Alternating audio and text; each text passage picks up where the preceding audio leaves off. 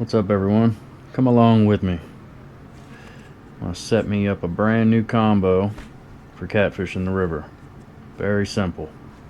Today we got the PC Fun Alloys 400 XH. These are the 8-to-1 gear ratio, I believe. Big boy reels. We got some Cast King reel socks, or fishing rod socks, whatever you want to call them. Got the PC Fun line spooler tool. This is what I like to use. This is a Cast King Superpower braided line. This is, I don't know if you can see that, 8 plus 65 pound. This should be enough to spool up both reels. Going to show you one today. The other one's going to be identical. No reason to bore you with that. Over here I have, this is a Trilene Big Game. This is 50 pound. It's what we're going to use for a leader line. This here is irrelevant. We're just going to use this little gizmo here to add a little extra tension to the reel. Well, let's get everything opened up. If you've never tried this braided line before, I suggest giving it a try. This stuff is tough as nails, man. It's actually a bigger spool than I've ever used with this line spooling thing from PC Fun. Hopefully we don't have no issues there. Essentially, you just put this thing together. You got your little reel seat here. This little thing will open up. Let's get one of these reels opened up. They're both identical. These both the I believe all black, both same gear ratio. I really like the ones that have the line counters on them, but I've been wanting to give these bigger gear ratios a try. Not that you absolutely need it.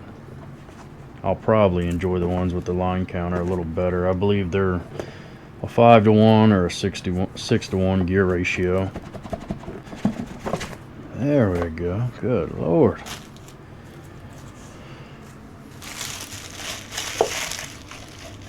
See how big of a mess we can make while we do this. Pretty neat. They come with a nice little reel bag. Don't know what you would ever use it for. Bless me. Shoo. They also come with a little wrench so you can adjust it, take it apart, grease it up, maintenance. There she is. These things are extremely tough. They have a little dimple here on the spool. I like to tie my knot around that. Everything clicks. When you tighten your drag, you can hear the clicks. Same thing with your brake, to let you know what you're doing. These are not meant for small fish, by the way. These things have got so much drag. Just setting a drag just barely will be enough to rip a hook right out of a small fish's mouth. Luckily, we're not after small fish. There. Alright, let's get this. Before we get too far, let's make sure we can even get this daggone spool to mount up. That's going to be pretty terrible if we can't. It's going to make for a interesting time. This little thing from Cast King is nice. Set this on that spool and it will help add a little extra tension to it, so you're not putting the line on the reel real sloppy. So the first time you cast it, you wind up with a great big bird's nest. Just snug it down just a little, and that adds a little bit of extra tension to the deal. Fingers crossed here. Let's see what we can do. Let me see how that's going to come off. So that's coming off. I want to go this way if possible. I don't think that it necessarily matters. Well, check that out. Definitely going to be a little sloppy, but we'll make it work. Hopefully it ain't too noisy. We're going to have a little bit of plastic on plastic here. Whatever. Catfishing little gizmo, that will make it a lot better for us. And make sure we have plenty of tension when we're setting this. So I'm going to pull off a little bit of line here. And take this, feed it through the front of your reel.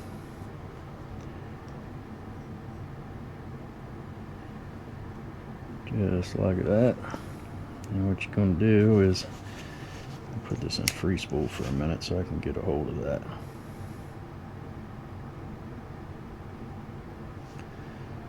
Essentially, what I want to do is just try to make a little loop. I'm just going to try to see if I can't manage to make me a little improved clinch knot here. If you don't know how to tie a improved clinch knot, I suggest you go and check out my videos. I have a video on there showing you exactly how to do that. Right here on that spool there is a little nipple sticking up. It looks about like a nail. It's got a little head on it. That's what I'm going to tie this to. Alright, now we are ready to mount this reel on our reel spooling device here. Just going to hold this back and get a little tension. It ain't all sloppy. So just going to do just like you would mount your reel to your fishing rod. Tighten her up. This is a nice little gadget to hear. This just makes it so much easier. You don't fight it near as bad.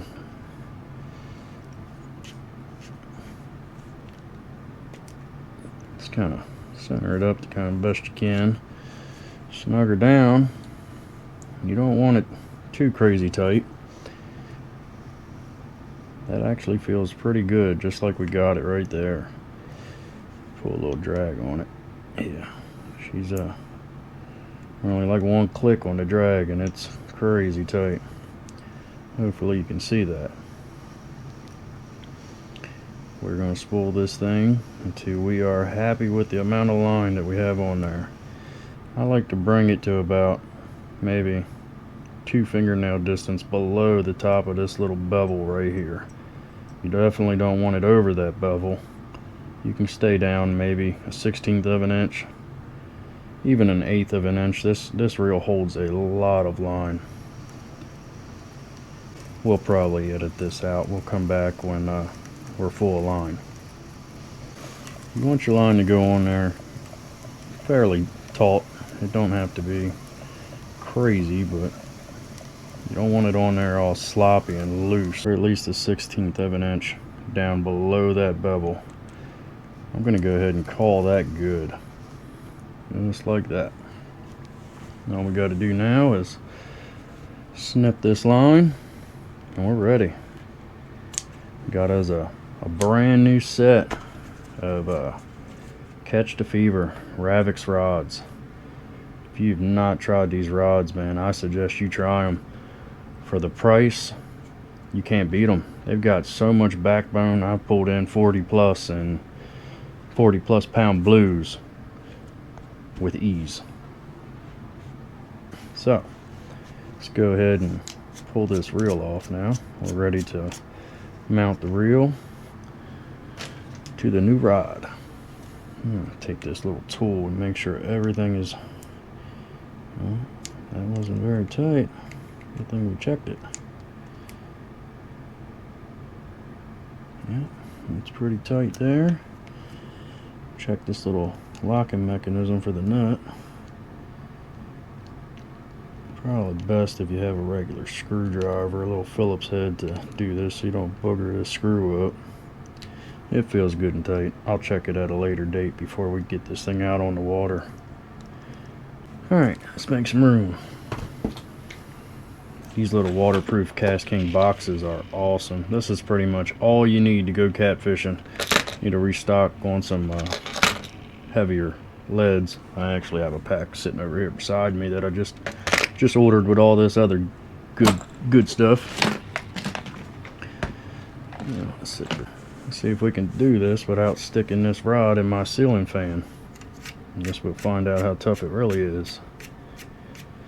Alright, I'm gonna back that off and kind of hold on to this spool since this reel seems like it wants to run away from me.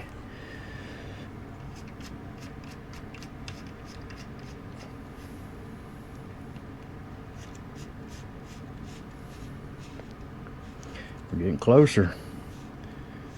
We're just about ready to hit the water.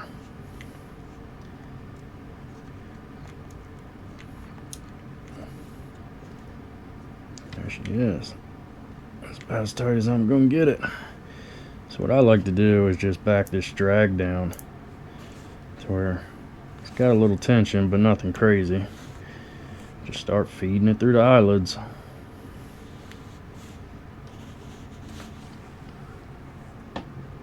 And watch the ceiling fan too. Kind of in the danger zone here. Probably would have been smarter to turn the ceiling fan off, but we're going to go for it. We're just going to pull a little line off like that. We're going to go ahead and set this thing up the way I like to set them up for the river. Very, very simple. Come over here. So what we're going to do is we're going to grab those a sinker slide. It's going to be the first thing we put on. Just like that. And I like to use the beads to protect the knot. Just take any size bead or any kind of bead. I like to use the hard plastic ones. Some people prefer the rubber ones, but I like the hard plastic ones. You're going to set that down just like that. Come in here. I like to use a snap swivel. Make sure you use a heavy grade snap swivel. You don't want some cheap ones. So we're going to tie a polymer knot. I'm going to double this line over.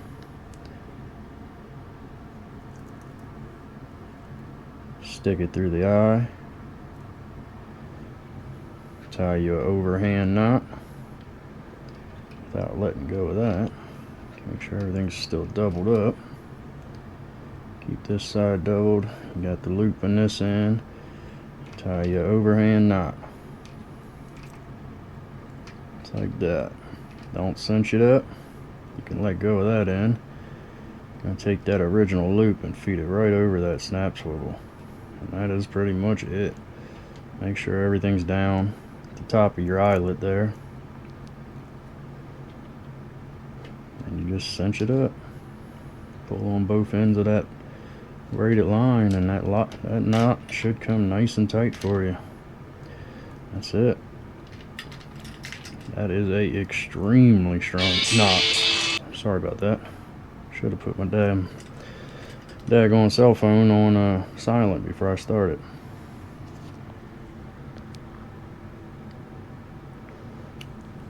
I like to leave about a 1/4 inch on the tag end. It's not going to matter. This braid's soft. It's not going to cause no knotting or tangling issues. That's pretty much it. All you got to do now is add you a leader to this. I'll show you what it looks like. So essentially you got your bead. It's going to help protect that knot. You got a sinker slide. And that's it. What we'll do now is we'll go ahead and rig up an actual leader. That way you can see how I do that. We're going to do that with this 50-pound.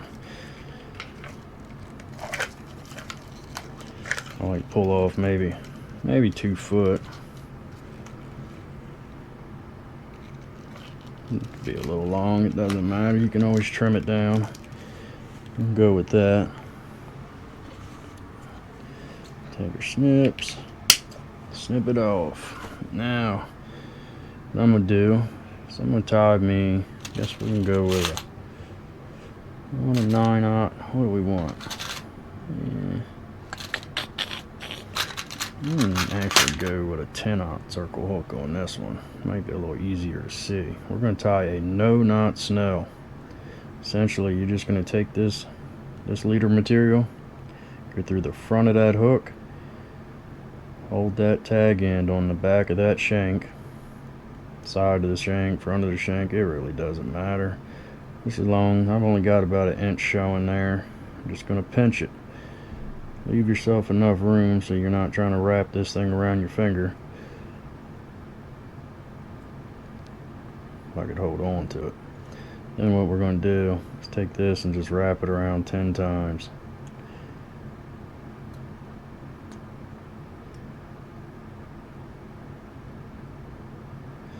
Go at 11 for good measures.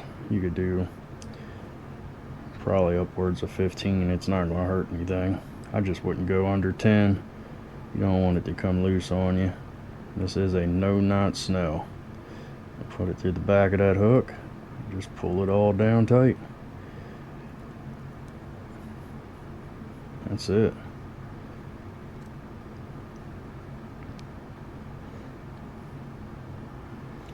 There you go. That's a no knot snell. The tighter you pull on that knot, tighter it gets. So what I like to do when it comes to this, instead of fighting everything spinning and twisting and turning on you, I like to take my hook and just run it through the eyelid. Then that hook is just going to hold everything, so you're not fighting this mono line. Then what I do with this mono, you want to do a polymer knot? Let's do an improved clinch knot on this one. I'm going to show you kind of the best of both worlds. So what you're going to do is take your poly, or your mono, I'm sorry. Take your mono, feed it through the eye, bring it out. I like to pull on it so I got a little tension there. And what you're going to do is just take that and go around about 5 times.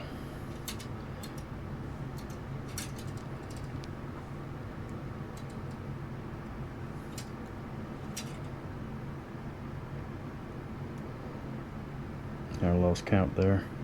We'll see. It looks like enough. Feed it through the original loop, back through the loop you just made.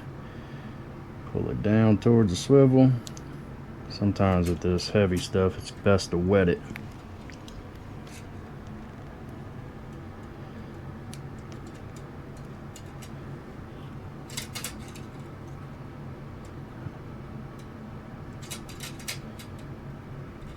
There you go.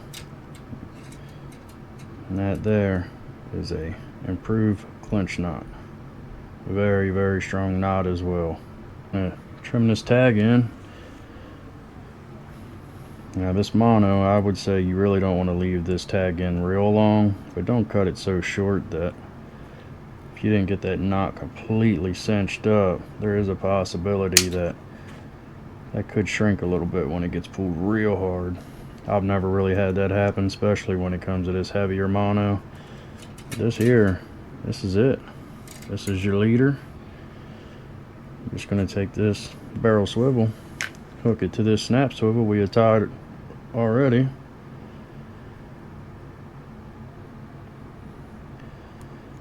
There you go. Just like that. Now in order to go fishing, all you're going to do is open your little sinker slide. Just for demonstration purposes. I'll throw on a little 5-ounce weight. You got your leader, your mono leader. You got your sinker slide. And that there is the only rig you need for catfishing, to be quite honest. You could add a float to this, somewhere about 4 or 5 inches up from that hook. What that'll do is hold you up off the bottom about a foot, but I've fished many, many years with just a standard old bottom rig like this. I appreciate you watching this, guys. If you found this video helpful, like, comment, or subscribe.